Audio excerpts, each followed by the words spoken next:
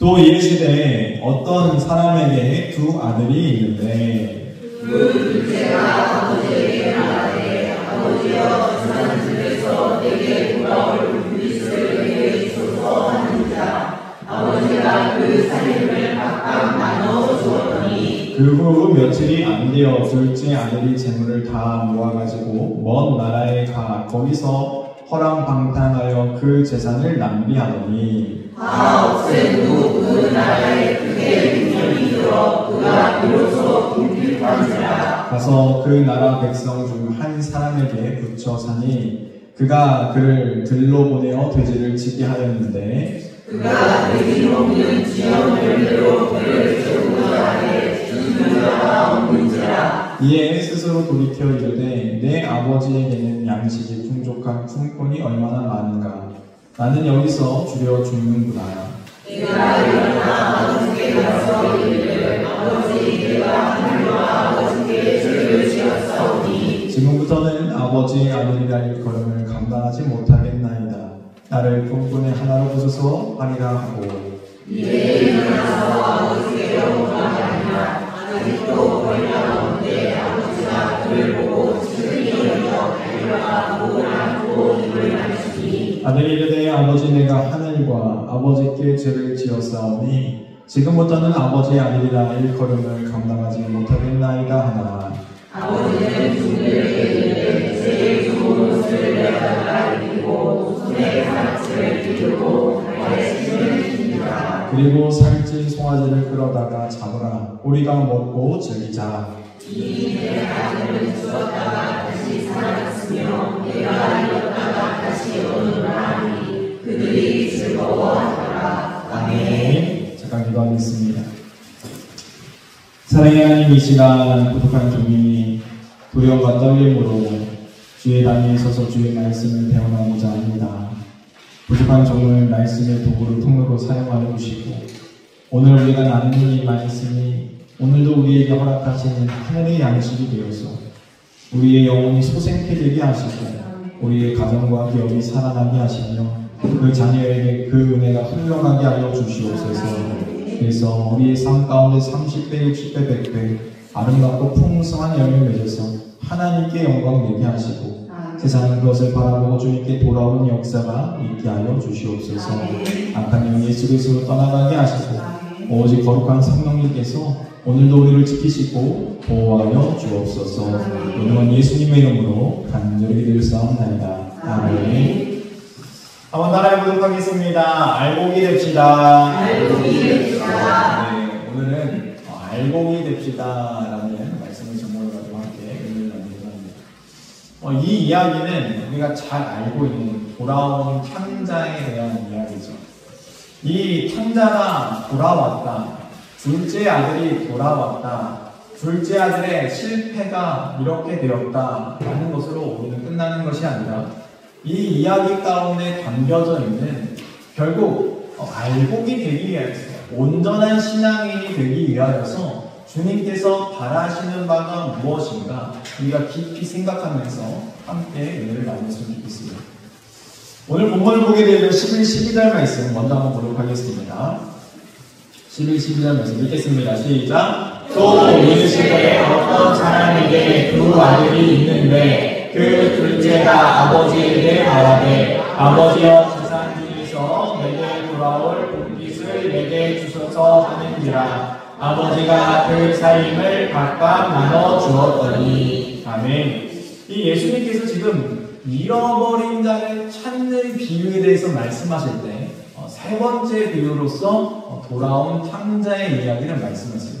근데 두 아들이 있었는데 두 아들 중에서 둘째가 이제는 아버지에게 얘기하는 거예요.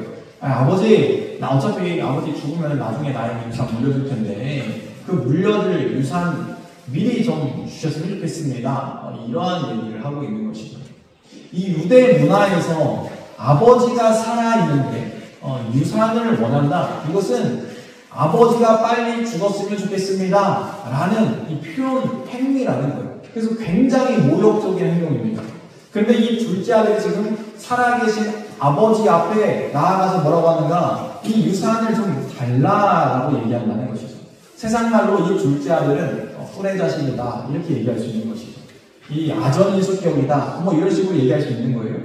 이 둘째 아들은 이렇게 이 망나니처럼 살아가고 있는 모습을 우리가 볼 수가 있는데 이 둘째 아들의 모습이 사실 우리의 모습과 별반 차이가 없다라는 것이죠.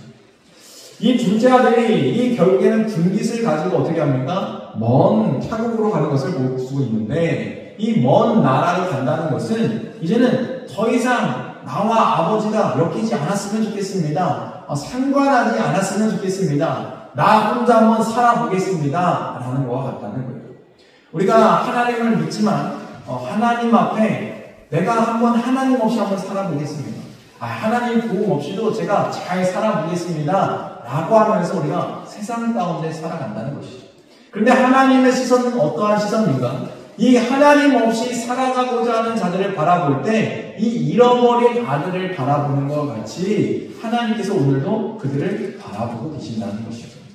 그러므로 우리는 이 아들을 통하여서 우리의 모습을 되돌아보아야 되고 이 세상 가운데 향한 하나님의 마음과 시선을 생각하면서 우리도 그 마음을 품고 그들이 돌아와서 함께 잔치 가운데 기쁨으로 맞이할 수 있는 저와 여러분 되기를 주님의 이름으로 축원드립니다. 13, 14절 말씀 이어서 보도록 하겠습니다. 13, 14절 말씀 읽겠습니다. 시작. 그 몇 층이 안 되어 둘째 아들이 재물을 다 모아가지고 먼 나라에 가 거기서 허랑방탕하여 그 재산을 낭비하더니 다 없앤 후 그 나라에 크게 흉년이 들어 그가 비로소 궁핍한지라. 아멘. 둘째 아들이 아버지 없이, 아버지의 도움 없이, 아버지의 이 터치 없이 한번 살아보겠다라고 먼 나라로 갔는데 먼 나라에서 살아가는 방법이 무엇입니까? 허랑방탕하였다는 거예요. 여러분, 우리가 자유 이렇게 자유를 외치지만 우리가 원하는 것이 진정한 자유가 아니라 그냥 내 마음대로 허랑방탕하게 한번 살아보겠다라는 심보가 우리 안에 담겨져 있다는 거예요. 그러나 그것은 온전하지 못합니다. 결국에는 다 허비하게 되어지고 모든 것을 다 잃을 수밖에 없다는 거예요. 여러분, 우리가 이 안에서도 잘해야 되고 밖에서도 잘해야 됩니다. 어디를 가든지 잘하는 자가 온전한 자지 이 밖에 안에서 새는 바가지가 밖에서 새지 않을 경우가 없는 것이죠. 마찬가지로 우리가 하나님 없이 잘 살아보겠다, 하나님과 함께 할 때도 잘 사는 자가 하나님 없이도 잘 살아보겠다 이렇게 말하는 거와 다르다는 거예요. 그 하나님 없이 잘 사는 인생 이룰 수 없다라는 거죠. 오늘 본문을 통하여서 하나님은 무엇이라고 말씀하고 있는가? 너희가 하나님 없이 살아가고자 하지만 하나님 없이는 절대로 살아갈 수 없다. 네가 하나님과 함께함에도 제대로 살아가지 못하는 거죠. 어떻게 하나님 없이 네가 살아갈 수 있느냐라고 말씀하고 있다는 것이죠. 요한복음 15장 5절 말씀을 주님께서 이렇게 말씀하셨어요. 한번 다 같이 읽어볼게요. 다 같이 읽겠습니다. 시작. 나는 포도나무요 너희는 가지라. 그가 내 안에 내가 그 안에 거하면 사람이 열매를 많이 맺나니 나를 떠나서는 너희가 아무것도 할 수 없습니다. 아멘. 주님께서 내가 포도나무다. 너희는 가지다. 너가 내 안에 내가 너희 안에 있어야 너희가 많은 열매를 맺을 수 있지. 너희가 나를 떠나서는 아무것도 할 수 없다라고 분명하게 말씀하셨다는 거예요. 그런데 우리는 늘 착각 속에 빠집니다. 하나님이 우리를 지켜보기 때문에 하나님 때문에 내가 제대로 못한다라고 생각합니다. 그러나 하나님과 함께 해야 아버지 안에 거하여야 우리가 진정한 아름다운 열매를 맺을 수 있다는 것이죠. 우리의 인생이 알곡이 되기 위하여서는 반드시 하나님으로부터 그 나무로부터 영양분을 공급받아야 아름다운 알곡, 아름다운 열매를 맺는 인생이 될 수 있습니다. 14절 말씀에 그 나라에 크게 흉년이 들어 그가 비로소 궁핍하게 되었다라고 말씀하고 있습니다. 그가 비로소 궁핍하게 되었다. 하나님은 지금 그때를 기다리고 계셨다는 거예요. 내 힘으로 살아보겠다라고 발버둥치는 그 인생 하나님은요 내버려 두십니다. 그리고 지켜보고 계시는 거예요. 그리고 모든 힘이 빠졌을 때 비로소 하나님이 역사하기 시작한다는 거예요. 여러분 어제 이제 문유영 목사님이 뽀뽀지 하시면서 재밌는 간증을 하나 하셨어요. 재밌는 간증 하셨는데 문영희 원사님 보면 뭔가 느끼는 거 없나요? 살이 좀 많이 빠지셨어요. 6kg 빠지셨대요. 근데 저는 이거를 문영희 원사님이 기도 제목으로 낸 걸 알고 있었거든요. 하나님한테 이제 기도해가지고 내가 살을 빼겠다. 하여튼 그런 걸 알고 있었는데 어제 이런 얘기를 하시는 거예요. 아니 기도하다가 하나님 대체 왜 저는 살이 안 빠지는 거예요? 이렇게 기도하는데 라고 하는데 하나님께서 웃으시는 이러한 느낌이 들었다는 거예요. 그리고 나서 이제는 내려놓고 포기하고 살고 있었는데 갑자기 어느 순간 되돌아보니까 6kg가 빠져 있었다는 거예요. 그러면서 하나님이 내 힘으로 빼려고 할 때는 빼지지 않는데 내가 그냥 아무것도 안 하고 그냥 하나님한테 맡기고 살아갔더니 하나님께서 6kg를 빼주셨다. 여러분 놀랍지 않습니까? 문영희 권사님이 이 기도를 했던 이유가 그 사모가 키가 2cm가 컸잖아요. 그 2cm 큰 이야기를 듣고 도전받아가지고 나는 살을 놓고 기도하겠다 이렇게 해가지고 했다는 거예요. 여러분도 도전하시기 바랍니다. 하나님 살아계십니다. 하여튼 이렇게 이 아들이 이 모든 것을 다 탕진하고 힘이 다 소비된 거예요. 그런데 하나님은 그때를 지켜보고 있었다는 거예요. 그리고 그때 이제 개입하셔서 일하기 시작한다는 거예요. 우리의 인생은 마찬가지입니다. 우리가 하나님을 믿지만 하나님을 믿으면서도 여전히 내가 운전대를 잡고 내 힘으로 하고자 하는 것들이 너무나 많다는 거예요. 근데 그때 하나님은 역사하지 않습니다. 그래 네 힘으로 한번 해봐라. 지켜보고 계시다는 거예요. 그리고 결국에는 우리가 힘이 소진되고 탕진되었을 때 하나님께서 일하시는 거예요. 오늘 본문을 보게 되어지면 15에서 16절 말씀 읽겠습니다. 시작. 그가 가서 그 나라 백성 중 한 사람에게 붙여 사니 그가 그를 들로 보내어 돼지를 치게 하였는데 그가 돼지 먹는 지연 열매로 배를 채우고자 하되 주는 자가 없는지라. 아멘. 지금 모든 것이 다 소비되어서 이제는 어떠한 인생이 되었는가? 빌어먹는 인생이 된 거죠. 특히 먼 타국에서 이 외국 사람에게 붙여 사는 거예요. 근데 그 외국 사람이 무슨 일을 시킵니까? 돼지 치는 일을 시켰다는 거예요. 여러분 유대인들은 돼지를 먹지 않습니다. 왜냐하면 돼지는 부정한 동물이기 때문에 기르지도 않아요. 치지도 않아요. 근데 돼지를 친다는 것은 이 엄청난 타락, 엄청난 비참함이 그 안에 포함되어져 있는 거예요. 한번 생각해 보시기 바랍니다. 아버지에게 이렇게 사랑받던 아버지 안에서 풍족함을 누리던 그 아들이 먼 타국에 가가지고 모든 것을 다 탕진하고 모르는 사람 그 밑에서 정말로 돼지를 치고 살아가는 그 인생.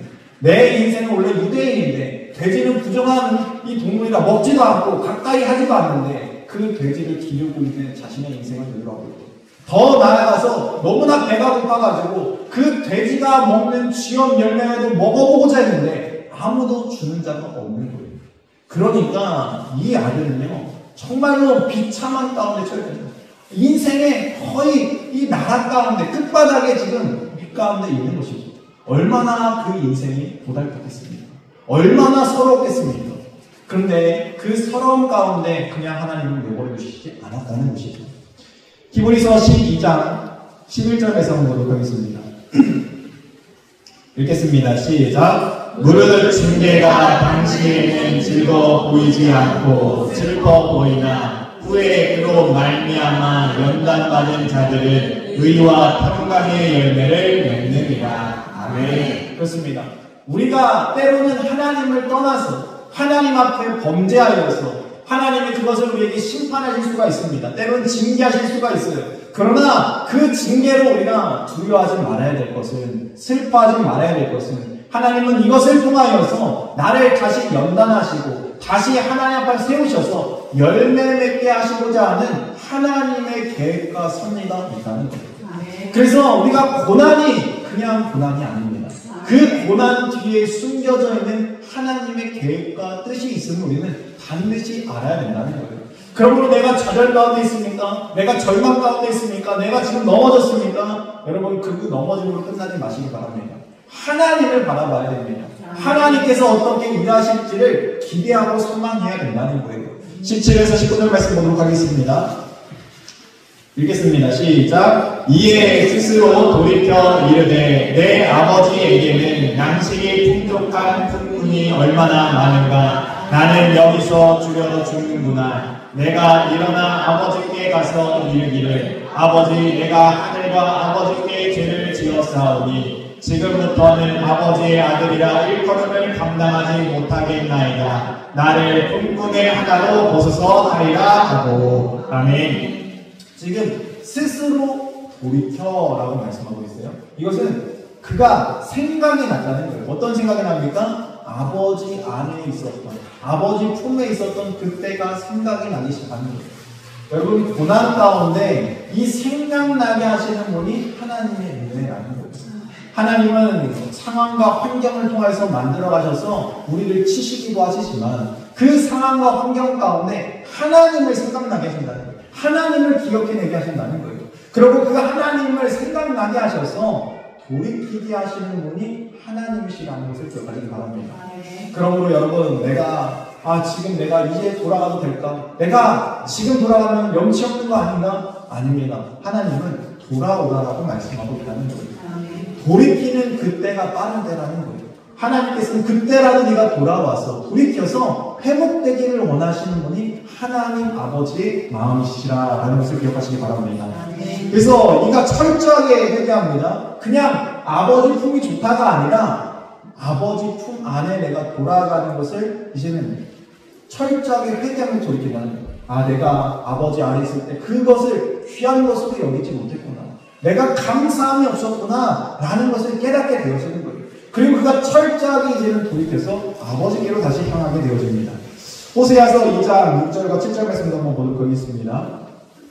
읽겠습니다. 시작. 그러므로 내가 다시로 그 길을 막으며 담을 쌓아 그로 그 길을 찾지 못하게 하리니 그가 그 사랑하는 자를 따라갈지라도 미치지 못하며 그들을 찾을지라도 만나지 못할 것이라. 그제야 그가 이르기를 내가 본 남편에게로 돌아가니 그때 내 형편이 지금보다 나았으리라 하리라. 아멘. 이스라엘 백성들의 상황을 얘기하고 있는 거예요.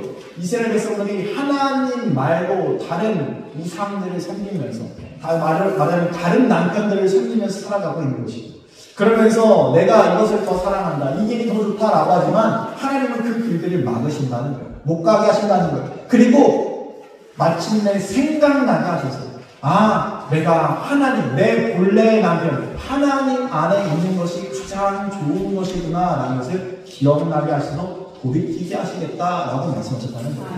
그러므로 여러분, 우리의 삶 가운데 우리가 때로는 방황하다가 하나님께서 생각나게 하실 때 그렇구나, 하나님 안에 거하는 거, 내가 하나님과 떨어지면 안 되는 인생이구나 속히 깨닫고 돌아오는 내가 있기를 주님을 축원드립니다. 20절 말씀 보도록 하겠습니다.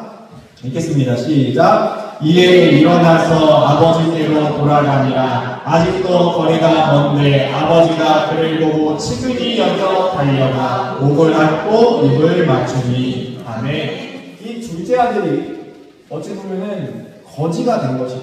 모든 것을 다 탕진하고 정말로 비참하여가지고 정말 돼지와 함께 살아갔던 그 인생, 얼마나 냄새나고 얼마나 더러워졌겠습니까? 떠날 때 그 창창한 모습이 아닙니다. 아마 그 모습은요 정말로 알아보지 못할 몰골이었을 수도 있어요. 그런데 그 아들이 멀리서 보는 거예요. 근데 아버지가 어떻게 했다고요? 멀리서 그 아들을 알아봤다는 거예요. 그리고 아버지는 달려가서 그 아들을 안아줍니다. 입맞춥니다. 여러분, 그 아들이 얼마나 지저분했겠어요. 얼마나 냄새가 났겠어요. 그럼에도 불구하고 아버지는 어떻게 합니까? 그 아들을 안아주는 거예요. 사랑으로 다 덮어주는 거예요. 그리고 얼마나 그 아들을 돌아오기를 기다렸는가, 그 사랑이 얼마나 큰가 보여주고 있다는 거예요. 아버지의 사랑, 하나님의 사랑이 그렇다는 거예요. 여러분, 여러분이 하나님께 돌아왔을 때 하나님은요 정말로 너무나 기뻐가지고 달려나가고 여러분을 끌어안고 입맞추고, 그래 잘했다, 네가 드디어 나의 마음을 알아주는구나 기뻐하셨다는 거예요.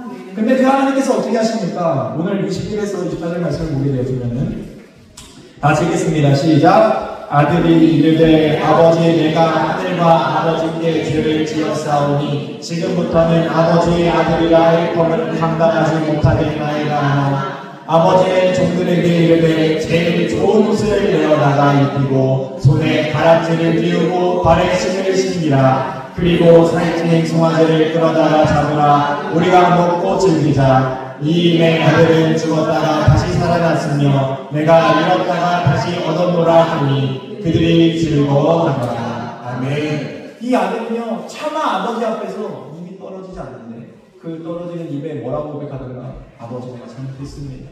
내가 이제 아버지의 아들이라 일컬음을 받는 것이 너무나 황송하고 너무나 정말로 감당하지 못할 일임을 내가 이제는 깨달았습니다. 그러니까 그 아버지 앞에 자신의 잘못을 고백하는 거예요. 그런데 그 아버지는 뭐라고 얘기합니까? 거 봐라, 네가 나가서 잘 될 줄 알았느냐? 거 봐, 너 이렇게 돌아오지 않았느냐? 이런 말씀하시지 않으세요. 오히려 그 아들을 안아주시면서 종들을 시켜가지고 가서 제일 좋은 옷을 가져와라.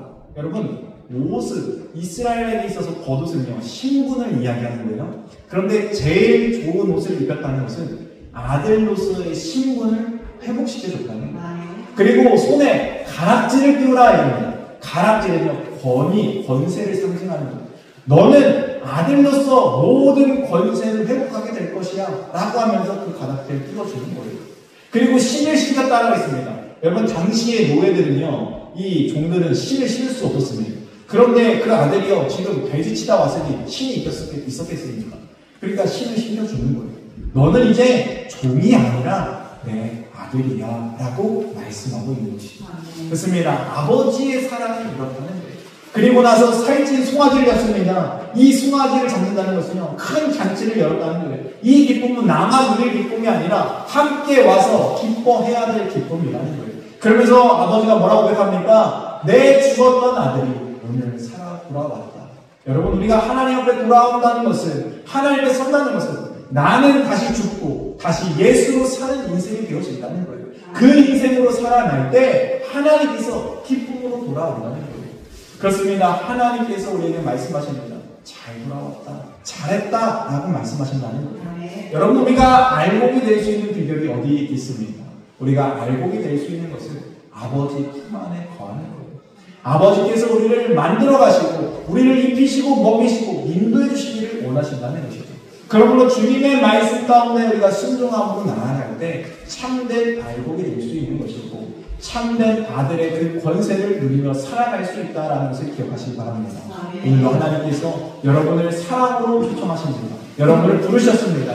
그러므로 이 기쁨의 일에 우리도 함께 동참할 수 있는 인생이 되고 우리의 가정과 기업이 그렇게 세워지기를 주님의 이름으로 축원드립니다. 같이 찬양하도록 하겠습니다.